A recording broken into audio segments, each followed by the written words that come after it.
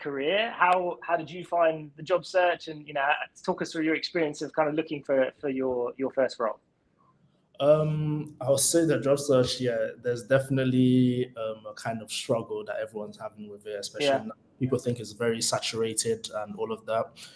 But I'll say for me personally, I wouldn't say I got on the worst end of it, essentially Okay. because by the time I was applying, I tried to apply nice and early. Yeah. So I started up my application as soon as I got into my final year of university. That's when I Right. started applying, and obviously I got a lot of rejections. But I think at one point when you have the skills you need to enter a field, like Hmm. in tech, if you feel you're confident in your skills, then at one point it becomes more of a numbers game. So Mm. just who wants to give you that exposure, who wants to give you a chance. So you just have to keep applying, improving your skills as well whilst you're applying, so that you kind of have that idea of under deliver. I'm sorry, not under delivering, under promising and then over delivering. Yeah. So, That's definitely the right way around. exactly. So essentially, just kept applying, improving my skills on the side, and well, I was lucky enough that towards the end of my degree, I came in contact with Greg, and yeah, Yeah. How did you find the kind of process of working with a recruitment consultancy, and kind of applying to clients? Kind of, how did you find that? actually, yeah, it was pretty streamlined. Like Greg was, super helpful, gave me tips here and Great. there, and really told, kind of explained to me what the client is looking for, and tried to show me the ways I can kind of present myself in a more professional manner, things like Hmm. that, kind of better my chances in the interview stages, and it Yeah. helped very well because, well, It worked out, which is great. yeah, got the role at the end of the day. So yeah, I'll say working with recruiter it definitely helps 100%. And Good. yeah, I would highly recommend it, especially at client server because well, you Good. can Good. do a job. So yeah. And you mentioned briefly kind of about improving your skills, and and I know technology in general is definitely a passion of yours. How do you go about that? Like if you were talking to people like you maybe earlier in that process, what kind of advice would you have for them in terms of preparing for the search? I'll say kind of narrow down what you actually want to do. Right.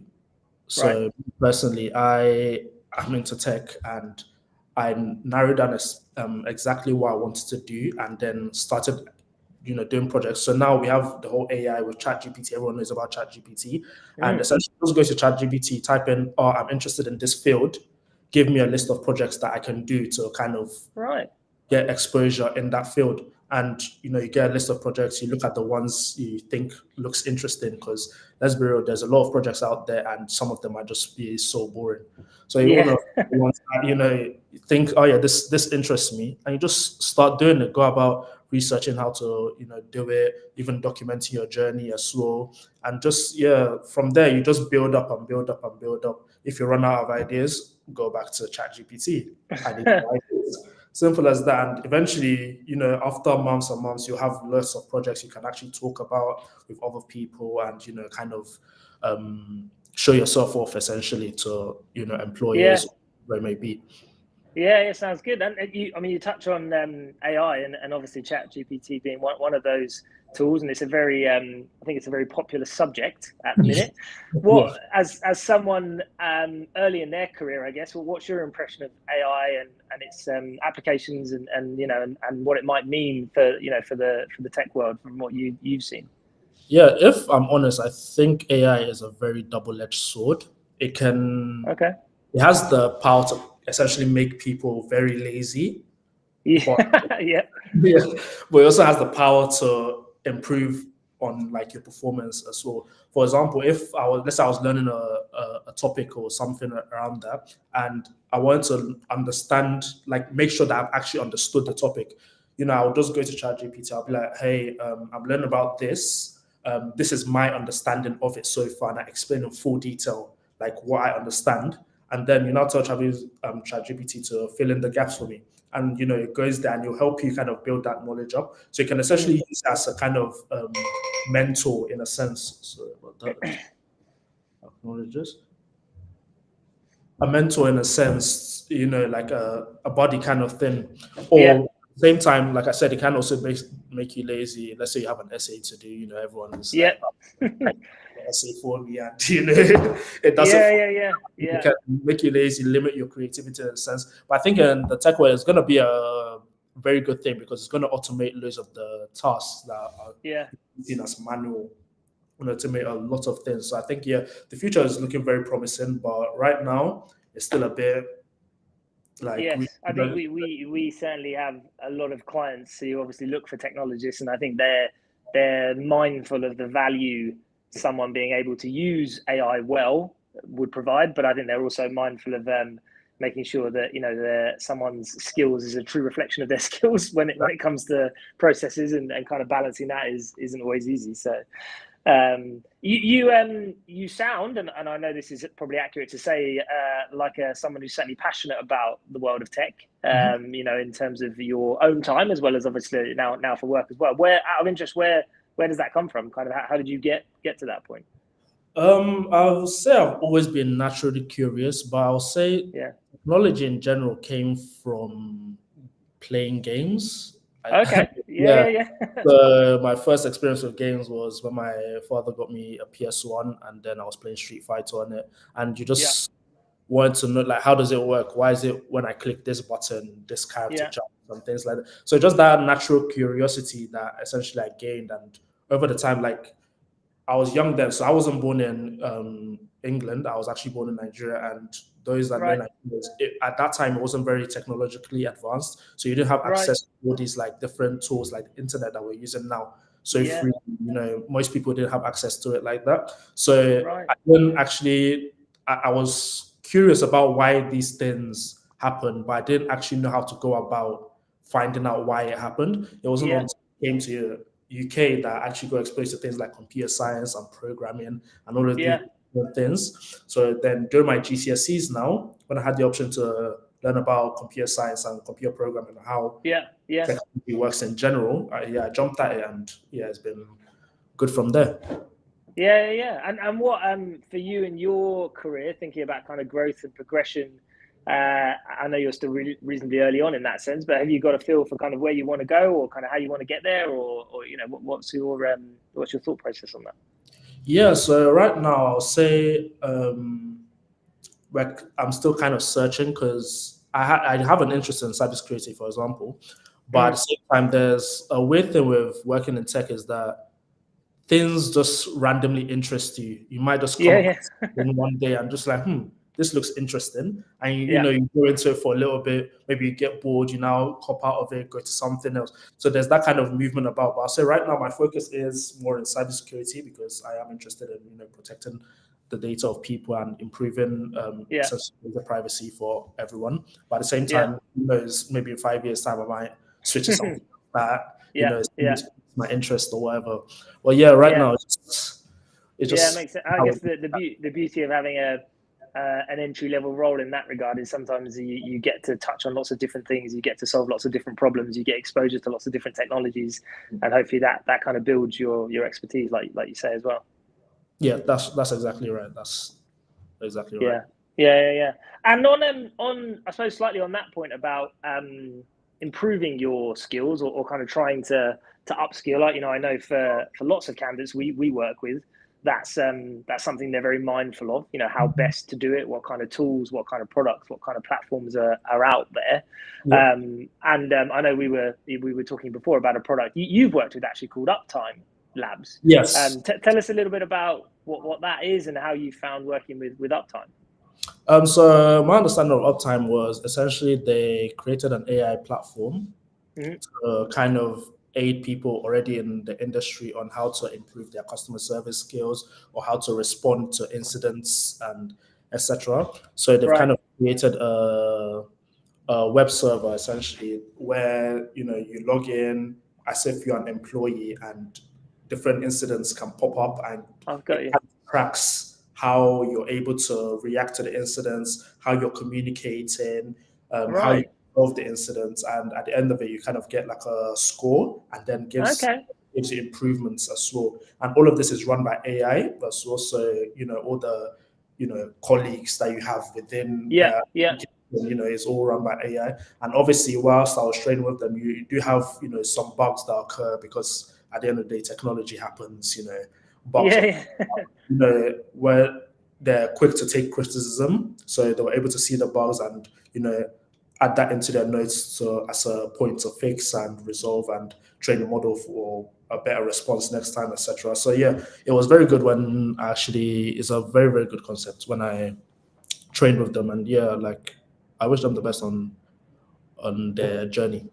Yeah. And have you got a feel for how accurate, I suppose, how real world the problems are that you're solving? I mean, I appreciate you might not have had lots of those issues in work yet, or hopefully not at all, but maybe they will come up. But how accurate is the whole process from your Funny enough, it was actually very, very accurate with especially really? communications part, like making sure you Right. communicate with everybody. Like that bit is very, very accurate because especially with you have the non-tech people as well. They Right. they see a problem happening, but you can't really explain them in a technical term Yeah. what you're talking about. So Yeah. just being able to explain things in a non-technical way, and communicating to everyone that's affected and etc. Yeah, I think that was definitely something that helped a lot, especially even now. It helps a lot in my day to day. Like we get incidents almost every day, and being able to communicate with everyone is very, very important on that aspect, and clearly as Yeah. well. Communicating clearly is very Yeah, important. makes sense. Yeah. Yeah. And I think it feels like actually in that world, quite commonly, the only time you can test those skills is when something goes wrong. And I guess that's that's a kind of a strange dynamic to have. So any ability to increase your chances of solving problems quickly and efficiently when they're not real would hopefully be very useful when you come up with the real thing. Exactly that. That's Yeah. And with regards to people in university and studying tech and computer science or cyber or similar, there are lots of adjacent topics for people aspiring to be technologists and aspiring to to secure roles, certainly in London, which is as we touched on is very competitive.